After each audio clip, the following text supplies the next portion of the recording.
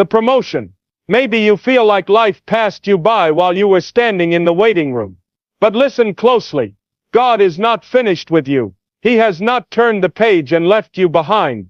In fact, He may be rewriting your story in a way you never expected.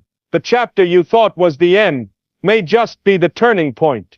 What you thought was a failure may actually be the setup for your greatest victory. Think about how many times in the scriptures we see people who thought it was over.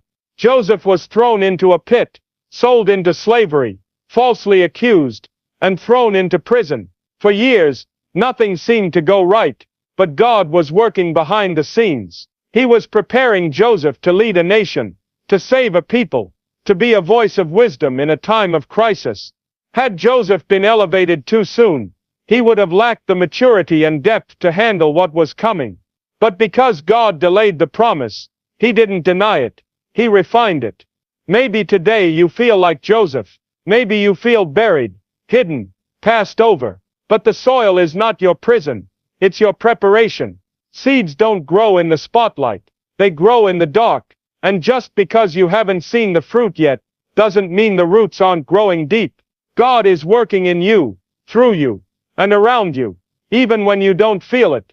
Sometimes the delay is there to protect you.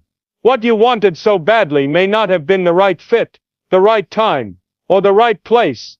God sees what you cannot. He sees the end from the beginning.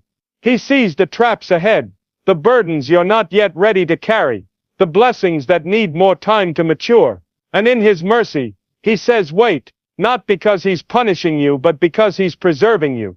Not because He's forgotten you, but because He's preparing something better. Don't let delay steal your hope.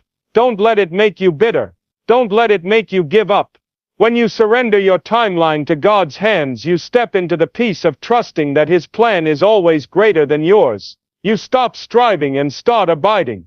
You stop questioning and start believing again. You remember that God is not just the author of your story. He's the finisher. And what He starts, He always completes. There may be moments when people overlook you, doors close on you, or even when your own decisions seem to derail the future. But God is the God of restoration. He can take what was lost and make it whole again. He can recover the time you thought was wasted and redeem it for some